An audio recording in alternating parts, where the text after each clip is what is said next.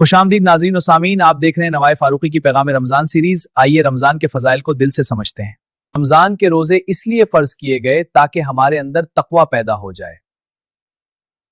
जो शख्स ईमान और सवाब की नीयत से रमजान के रोजे रखे, उसके पिछले गुनाह माफ कर दिए जाते हैं। जन्नत में रोजादारों के लिए एक खास दरवाजा है जिसे रियान कहा जाता है।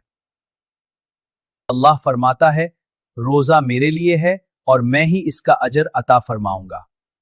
रमजान वो महीना है जिसमें कुरान नाजिल हुआ, जो इंसानियत के लिए हिदायत है। लैलतुल क़द्र एक ऐसी रात है जो 1000 महीनों से बेहतर है। रोजादार की दुआ अल्लाह के यहां रद्द नहीं की जाती।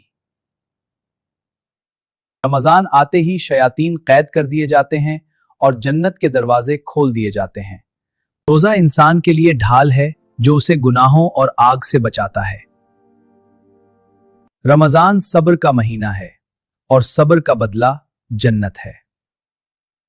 यह है नवाए फारूकी का पैगाम रमजान। अगर ये बात दिल तक पहुंची हो तो चैनल को सब्सक्राइब करें और इस पैगाम को आगे फैलाएं।